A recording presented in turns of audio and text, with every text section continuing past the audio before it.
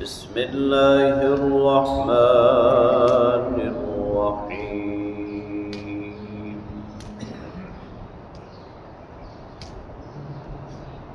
ومن أظلم ممن منع مساجد الله أن يذكر فيها اسمه وسعى في خرابها أولئك ما كان لهم أن يدخلوها إلا خائفين لهم في الدنيا خزي ولهم في الآخرة عذاب عظيم.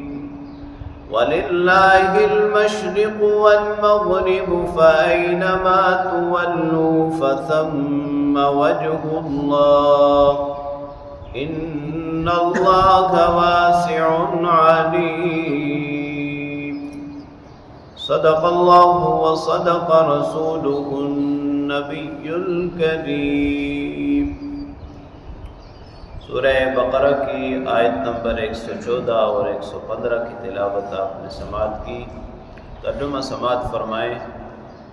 وَمَنْ أَظْلَمُ مِمَّنْ مَنَعَ مَسَاجِدَ اللَّهِ، اس سے بڑا ظالم کون ہوگا جو اللہ کی مسجدوں سے روکتا ہو. أَن يُذْكَرَ فِيهَا اسْمُهُ، کہ ان مسجدوں میں اللہ کا نام لیا جائے. وسعى في خرابها، اور مساجد کی ویرانی کی کوشش کرتا ہو. اولئک ما كان لهم ان يدخلوها الا خائفين، انہیں تو ڈرتے ڈرتے ان عبادت گاہوں میں داخل ہونا چاہیے. لهم في الدنيا خزي، ان کے لیے دنیا میں بے رسوائی ہے. وَلَهُمْ فِي الْآخِرَةِ عَذَابٌ عَظِيمٌ، اور آخرت میں بڑا عذاب ہے. وَلِلَّهِ الْمَشْرِقُ وَالْمَغْرِبُ، مشرق اور مغرب اللہ ہی کے لیے ہے. فَأَيْنَمَا تُوَلُّوا فَثَمَّ وَجْهُ اللَّهِ، جہاں بھی تم رخ کرو وہاں اللہ موجود ہے.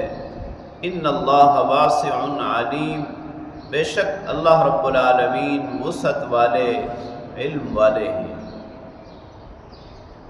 گزشتہ آیات میں کافروں کے تینوں گروہوں کا ذکر ہے، یہود کا، نصارہ کا اور مشرکین کا. اور اپنی جگہ تینوں کا یہ دعویٰ تھا کہ صرف وہی جنت میں جانے والے ہیں، وہی کامیاب ہیں. اللہ رب العالمین ان کے ایک مکروہ عمل کی طرف ان کی توجہ دلا رہے ہیں کہ ایک طرف تو تمہارا دعویٰ یہ ہے کہ جنت کے حقدار صرف ہم ہیں، اور دوسری طرف تم تینوں کا حال یہ ہے کہ تم اللہ کے گھروں میں اللہ کے ذکر سے منع کرتے ہو. نصارہ نے بادشاہ تیتس کے زمانے میں یہودیوں پر حملہ کیا اور بیت المقدس کو ویران کر دیا.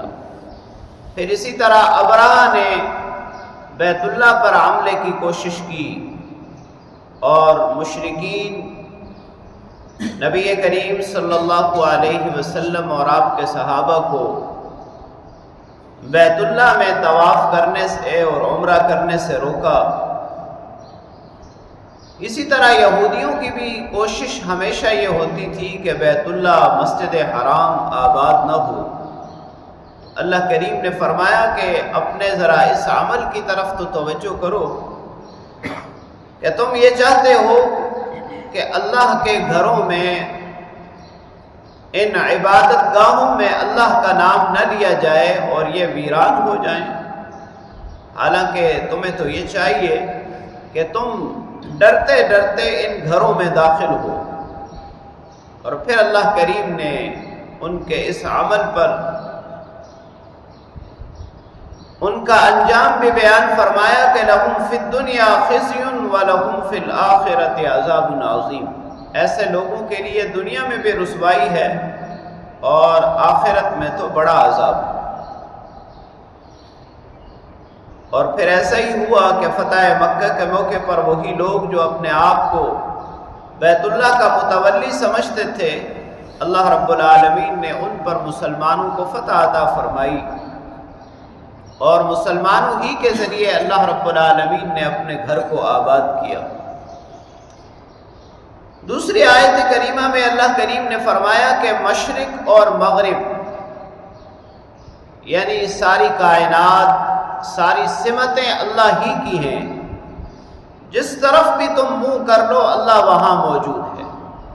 پہلے مسلمانوں کا قبلہ بیت المقدس تھا، پھر اللہ رب العالمین کی طرف سے بیت اللہ کے قبلہ ہونے کا حکم نازل ہوا، تو یہود و نصارہ اور مشرکین ان سمتوں کو سمجھتے تھے کہ شاید ان سمتوں میں کوئی حقیقت ہے، تو اللہ کریم نے وضاحت فرما دی کہ قبلہ بیت المقدس ہو یا بیت اللہ، اللہ رب العالمین کا حکم اہم ہے، سمتوں کے اندر اللہ رب العالمین نے کچھ نہیں رکھا۔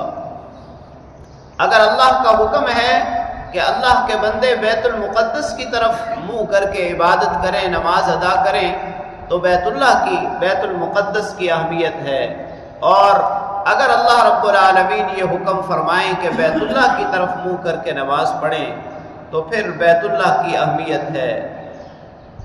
مشرق ہو یا مغرب، اللہ رب العالمین نے ان سمتوں کے اندر کچھ نہیں رکھا، اللہ کریم کا حکم سب سے اہم ہے، اس لیے فرمایا اینما تولوا فثم وجہ اللہ، اللہ رب العالمین کے حکم کو مانتے ہوئے، اس کی فرمانبرداری کرتے ہوئے جس طرف بھی تم رخ کرو گے اللہ رب العالمین اسی طرف موجود ہے، اور اللہ رب العالمین ہی علم والے اور وسعت والے۔